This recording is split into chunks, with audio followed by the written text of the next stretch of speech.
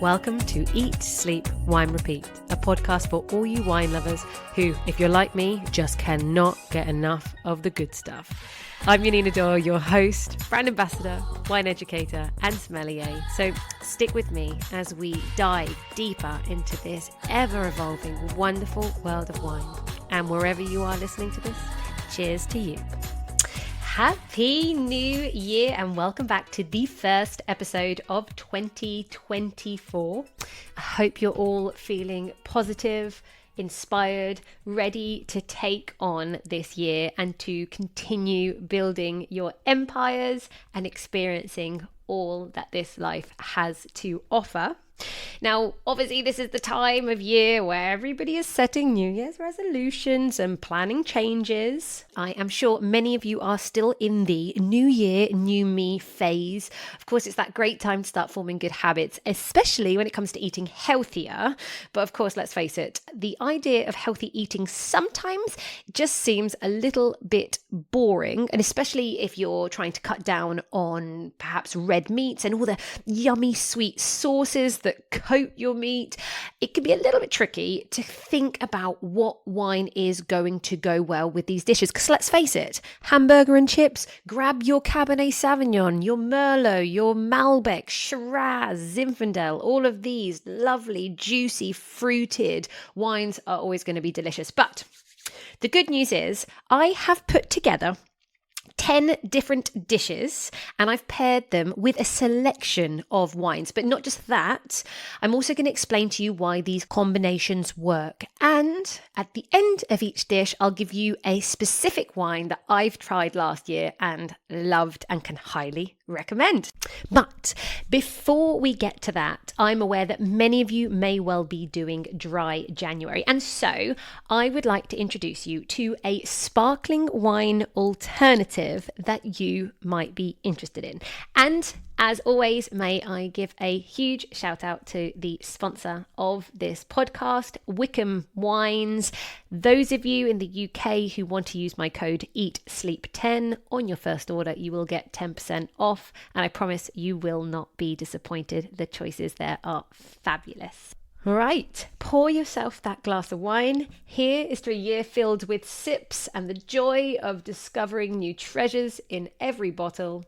Let's go to the first episode of 2024. I would like to introduce you to Wild Idol. Now, I'm not typically a fan of zero alcohol wines because they just don't really have the structure. But this zero alcohol sparkling rosé, it actually tastes really good. You can find it in 2 Michelin star restaurant Hand and Flowers in the Dorchester. You can buy it in Harrods. So I guess it's not just me who is a fan. And when I say it's zero alcohol, it's naturally alcohol-free. It's also vegan.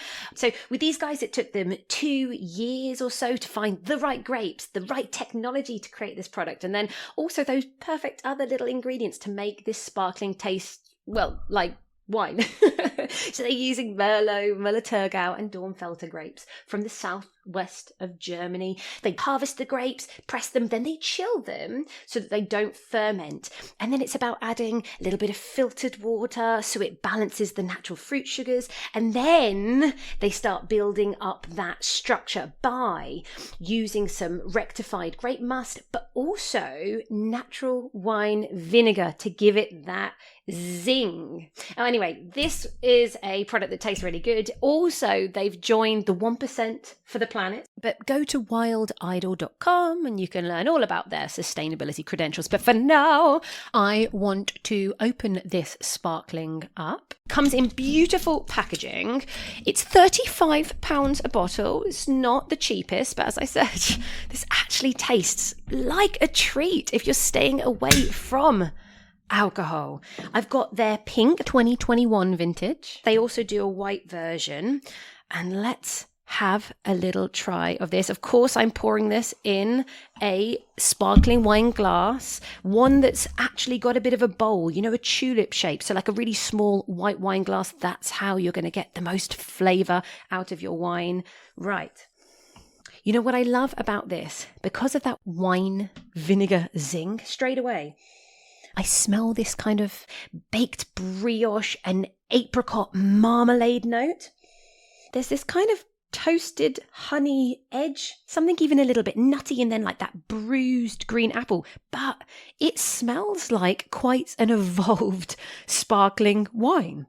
Now on the palate, it's much fruitier, loads of red berries, lots of peach, strawberries, even rhubarb, because it's got that slight sour edge, which actually makes it quite interesting. But it is all about luscious, rounded fruit. This has got that hint of sweetness. I'd still say it's a dry style, but I mean, if you were talking about labeling it as a brut sparkling wine or going to an extra dry, I'd say it's right on the edge. Very moreish and, quite creamy in the mouth. Yeah, so keep this one in mind if you are looking to gift somebody who doesn't drink alcohol, or you're the designated driver, or you want to cut back a little bit on your unit. As I said, this is £35 a bottle. You can get it in Harrods, you can get it at Delsford Organic Farm, you can get it at Soho Wine Supply, you can get it direct from their site, so loads of options. Oh, and one other little thing I should let you know. Now, they don't scream and shout about this. However, there are some very talented winemakers making this specific wine. So this should give you a little extra confidence. When you do purchase your bottle of wine, you will turn around the bottle and see the address of Balfour Winery on it. And it is, in fact, father and son team, Owen and Fergus Elias, who are flying over to Germany and making this beautiful concoction. As I mentioned in the intro, this episode is about healthy eating and what to pair with those wines. So let's start with the salads. So I want to start with a little bit of colour, because if your dish looks colourful, you are going to be more inclined to eat it. And so I don't know for any of you if you've had a rainbow salad before. So this is going to be filled with that red cabbage, carrots, cherry tomatoes. You could choose mango or papaya, mint, toasted pine nuts or toast some pistachios, and throw in a whole load of lime dressing. So it's going to be crunchy, it's fresh, it has that sweetness in it from the fruit.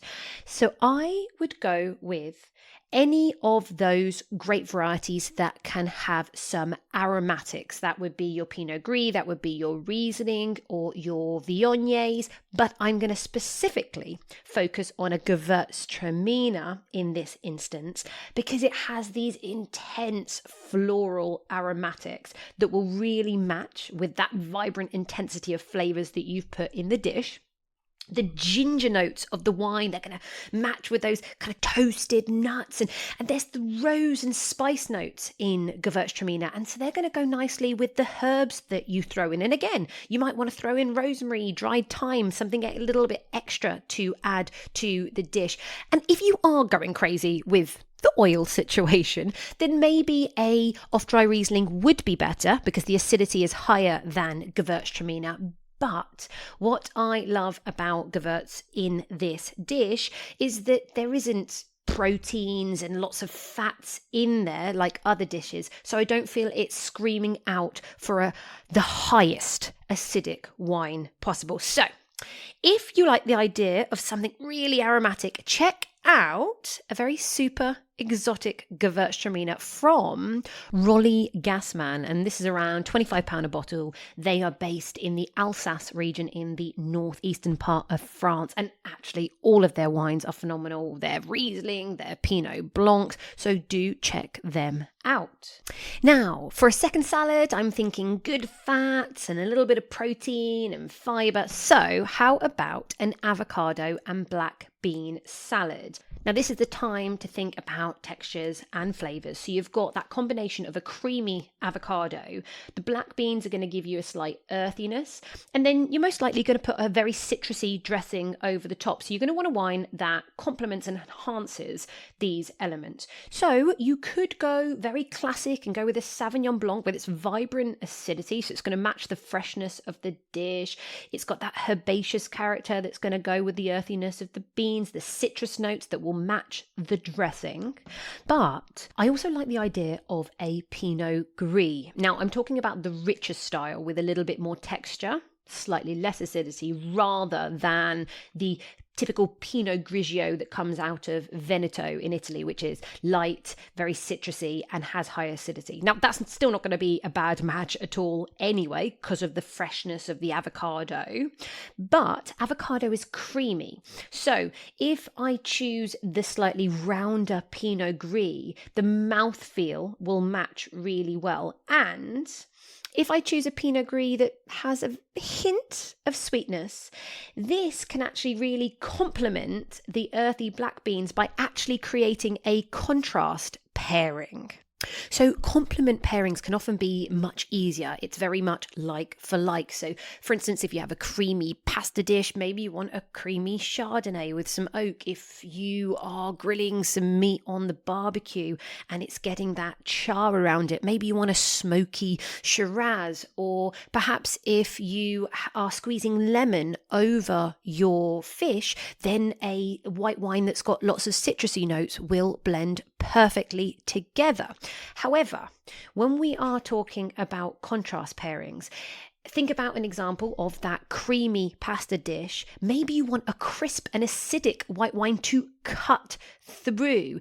But basically, in essence, the contrast wine pairing, it plays on the idea of the opposites attract. So you're thinking about enhancing your overall dining experience by creating this dynamic interplay between the flavors and the textures of the food and the characteristics of the wine. And so in this, for instance, I'm thinking of a Pinot Gris with that richness and that hint of sweetness is actually going to add something extra into the dish that's not already there and go really well with the earthiness. So sweetness and earthiness to combine. But remember, with all these type of contrasting pairings, it's so subjective. But if you like the sound of doing this, I adore and will fully recommend Prophet's Rock Pinot Gris from Central Otago. So they have this beautiful peach and citrus notes, but it has this mineral, nutty, earthy touch with that sweetness. And so now you're also bringing in complementary and contrasting flavors together. And I think it will really lift up the dish and add even more brightness. So a Caesar salad, it's fresh, it's also savory. You are either going to grill or roast your chicken. So actually that's another consideration, how roasted is the chicken, because the more smoky or toasty, the richer and maybe nuttier or more oaked the wine wants to be. With the Caesar dressing, you've got that creamy texture. It's a rich texture, obviously filled with garlic and anchovies and intensity. There's very often like some lemon juice in there adding to that freshness, but it's got that umami taste. It's tangy, it's savory. You've also got the croutons. Now they're going to give you that toasty, textural, buttery flavor. And then the Parmesan cheese sprinkled on top is going to offer you a very nutty, salty element. Now this is where I think a Chardonnay or a Chenin Blanc would go beautifully. Both have really high acidity. A Chenin Blanc, which is famous from the Loire Valley or in South Africa, it has these slightly honeyed quince notes. But Chardonnay, super versatile, great variety. You have that choice between a Chablis, which is an unoaked version, which, by the way, is incredibly versatile. Chablis is not just for oysters or seafood. I've had it with beetroot dishes. I've had it with chicken liver parfait, with black olive dishes, with dishes filled with vinaigrette. I think Chablis, due to its salinity, due to its chalkiness, makes it fantastic with a huge array of foods. But again, remember, if you've got a really roasted grilled chicken, then Chardonnay with a little bit of toasty oak will be fantastic. I am going to choose for you one of the best Chardonnays of the year for me, which was from South Africa. It's a £30 bottle of wine by top producer in Stellenbosch called Delagraaf, and it was their Banghoek Chardonnay that, oh my gosh, I drank it in location, which If you're ever in Stellenbosch, this has some of the best views, I think, possibly from a winery in South Africa. Please let me know if you think better. It is a incredibly high-end winery that winds round trees and hills and sculptures. So yes, I could have potentially allowed my emotions to get the better of me. I do have a bottle. We bought some and brought back. It's in my fridge. But my memory of the elegance, the minerality, the freshness, the intensity of fruit, that's a special wine. So go and check that out. Right, salad's over, but how about kind of a snack or a bit of a Greek style spread? Hummus with some crudités, and then I don't know, maybe you're throwing in some olives and some perhaps stuffed vine leaves. So the hummus, it's chickpeas, isn't it? It's tahini, it's garlic. What you really want with these kind of flavors is this kind of crisp, dry white wine, but with some personality and intensity to it, to kind of cleanse, to cut through, to wake up and make the dish a little bit more vibrant. So something like an Albarino from Rias Baixas would be fantastic because of the acidity and the salinity again. You could go for something like an Acertico from the Santorini island. Again, crazy acidity. And this saline vibe. So, thinking about that saltiness of the olives. Also, Picpoul de Pinet in France. That's 3 different countries you could go to. Picpoul de Pinet, it's known as the lip smacker. It's down in the Languedoc region, right down in the Mediterranean, and it's really got that lovely zestiness and crunchy green apples. But I really think that, especially with hummus, it's better to go with kind of a really refreshing style of white wine rather than something that is oaky. So my wine choice for this dish would be Martin Kodak's Lias Albarino. So Lias is it spent some time on the lees. So this is about, I think, £22 a bottle in the UK. And because of that lee stirring, it adds texture, it adds creaminess, but it just gives that lovely salinity to the peachy notes. And of course, that vibrant acidity that is needed. So where are we now? We are on number 5, and I'm going to take us down the mushroom route.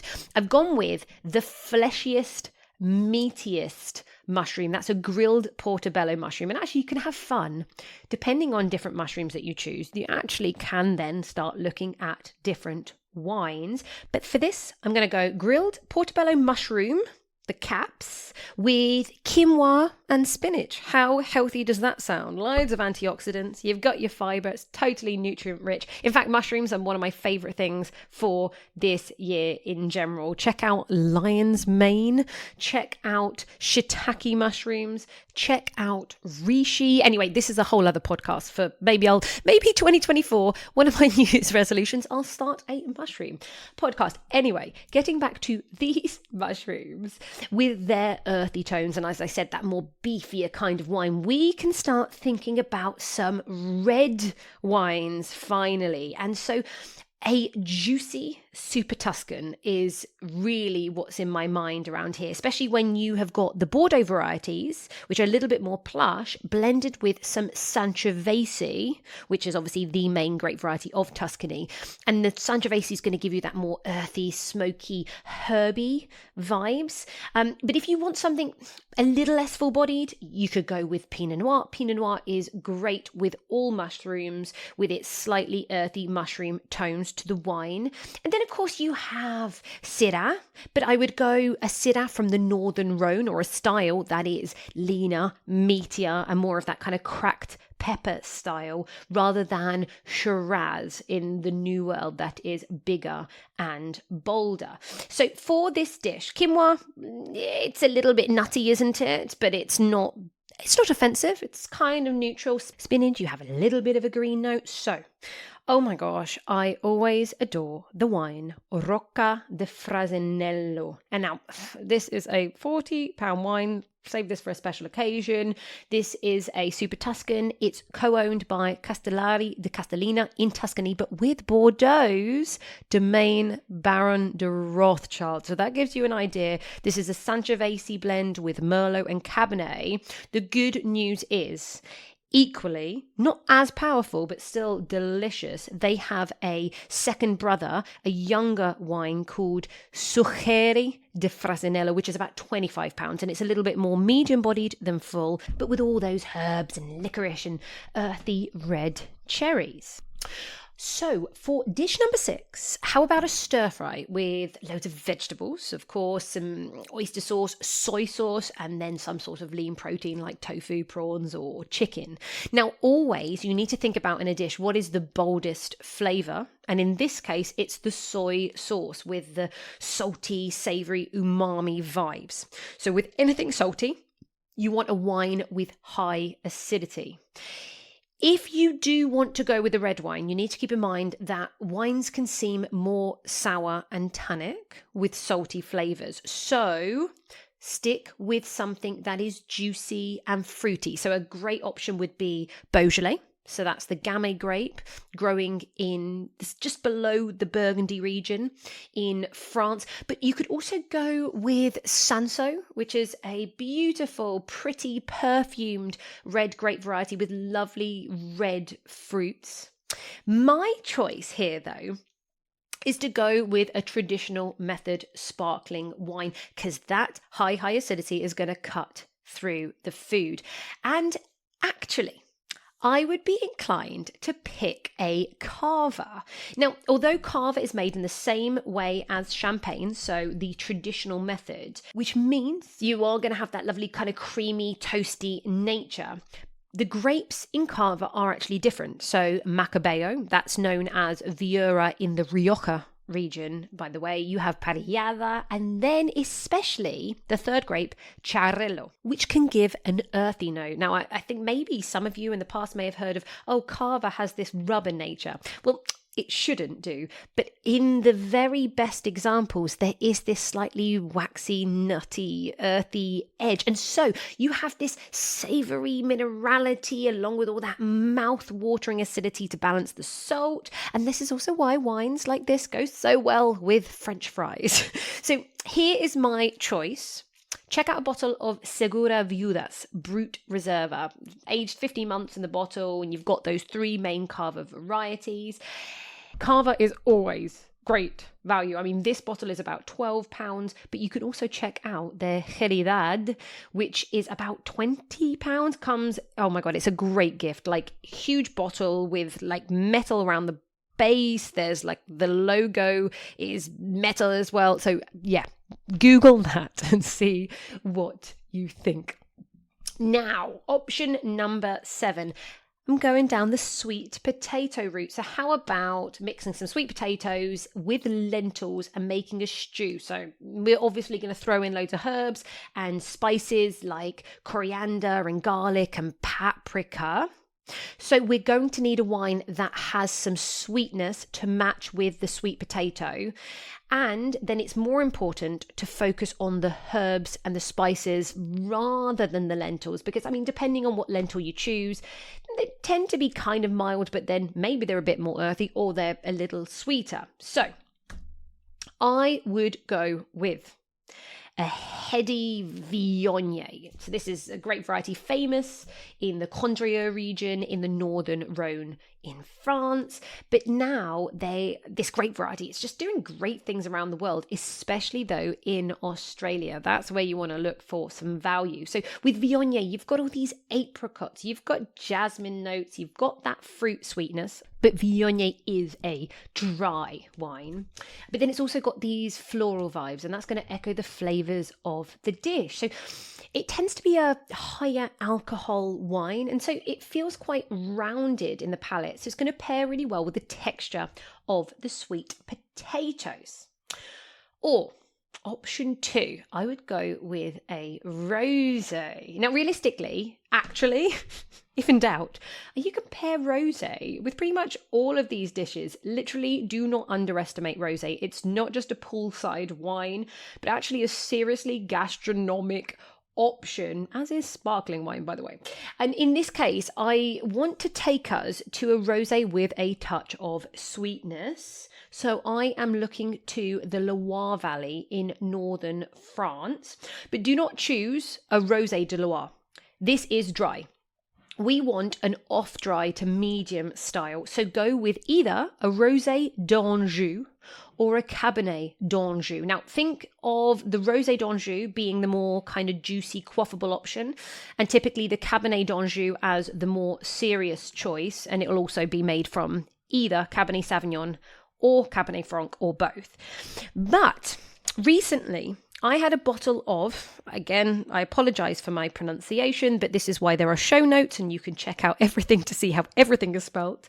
Jouet Frère Les Roseriers Rosé d'Anjou. This is literally just over £10 a bottle. It's such a good option. It's soft, it's rounded, it's fruity, it's super gluggable, and with that touch of sweetness, it will go perfect with the sweetness of this dish. Right, number 8. Sushi. Oh, it's clean, it's fresh, it has that oceanic flavor to it. The rice is vinegared as well, which gives that slightly tangy but sweet taste to it, and then has this lovely tender texture. Obviously, you're most likely having fish or raw fish, so you've got that buttery, silky texture, but it's quite delicate, and they can range from mild to sweet to rich and to fatty. You're likely to have seaweed that's going to give you that earthy umami flavor to it. You're throwing in some soy sauce and possibly some wasabi, so you've got savory and spicy kicks to the wine. There's the ginger, the pickled ginger, which is also going to cleanse the palate, but it's going to give that sweet and tangy edge.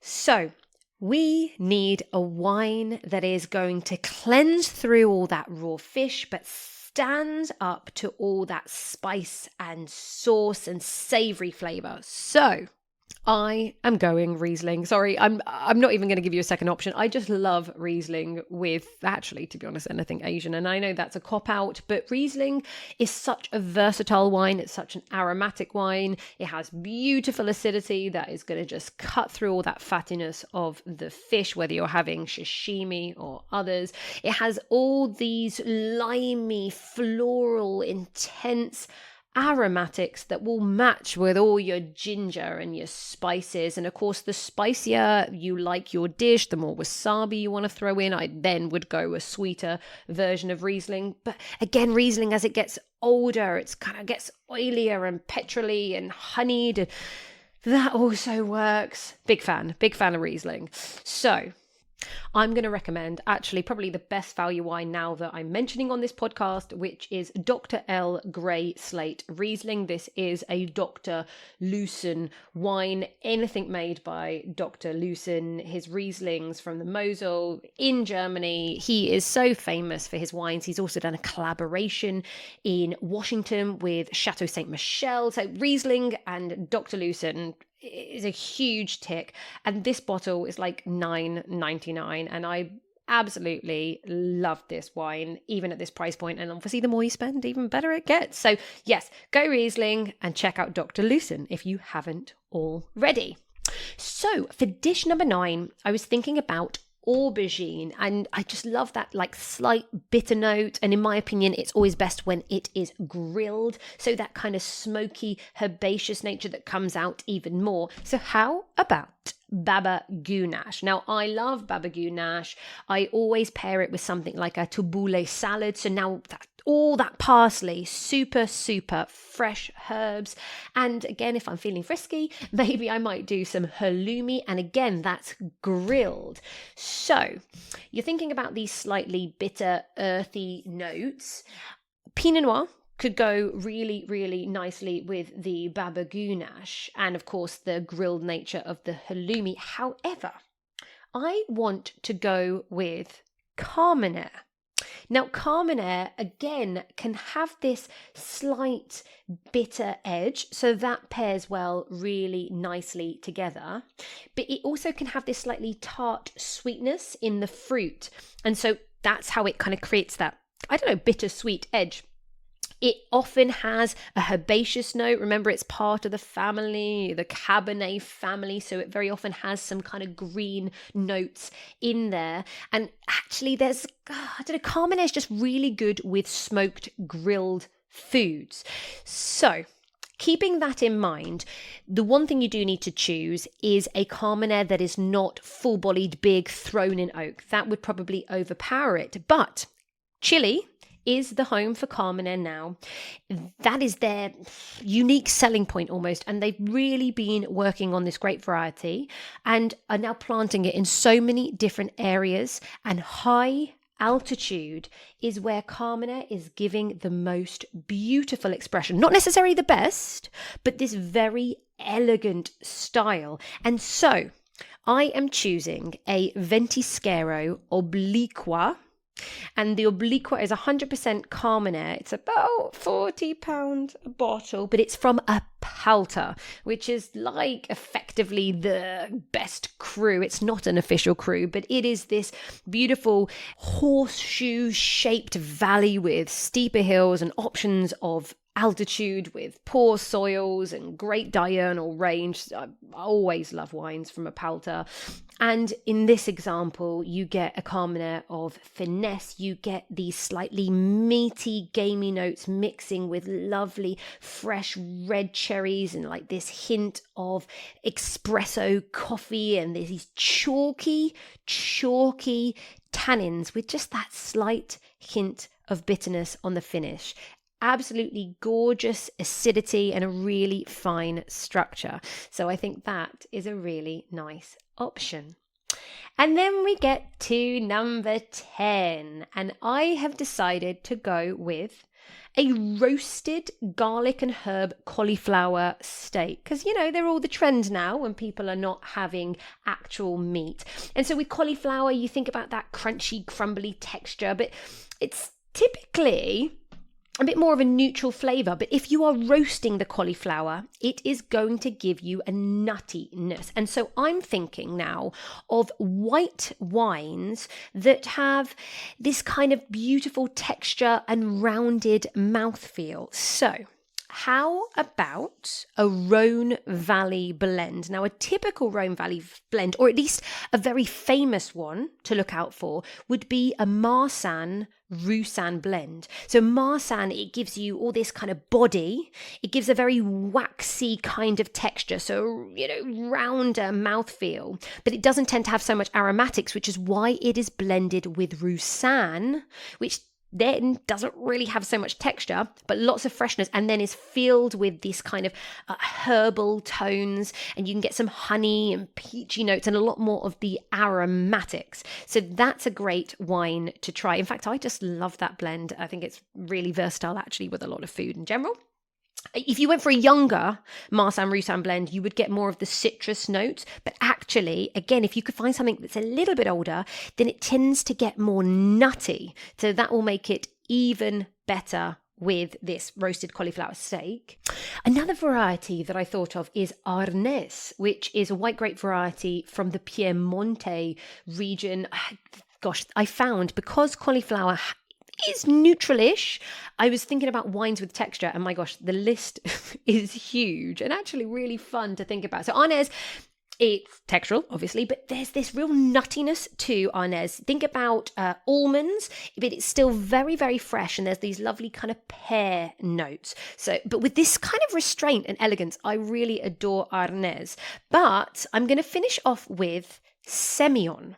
Now, Semillon has this kind of oily, waxy lanolin texture. It can be mildly herbal and lemony and a bit of straw, but it tends to be rounded and, as I've kind of mentioned, textural. It's more about that than necessarily aromatics here. A younger Semillon is going to be a little bit more green, but that's actually going to work with your herbs that you're putting on this cauliflower.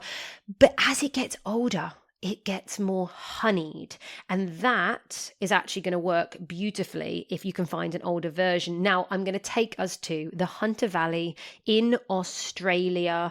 The Semillon here is, oh my gosh, it's elegant, it is unique, it's some of the best Semillon in the world. It's incredibly distinctive.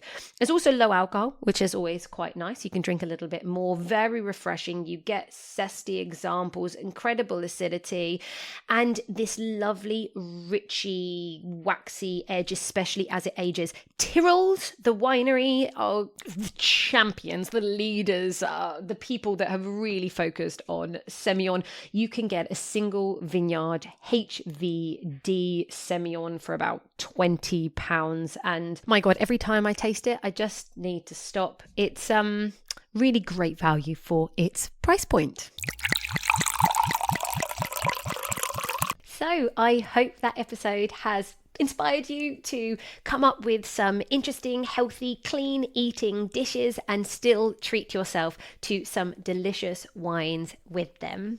I am beyond excited to share with you who is coming on the podcast next week. The one and only Tim Atkin, Master of Wine. I do not think he needs any introduction. And we will be talking about the Rioja region in Spain. Now, seeing as this is a podcast about health today, the quote of the week is by Louis Pasteur, who was a French chemist and microbiologist. He, in the wine world, is famous for actually understanding that it was bacteria and yeast that played the crucial role in fermentation, not actually magic, as was first believed before that. And so he famously said, "Wine is the most healthful and most hygienic of beverages." Hell yes, very healthful. Thank you as always for listening. You know what to do. If you haven't left a review or a quote on Spotify or Apple Podcast, it makes this whole podcast far more discoverable, as does sharing with your wine-loving friends. Love and light to you all and your families for 2024. May you have a healthy, happy, and super successful year ahead. Until next week, wine friends, cheers to you.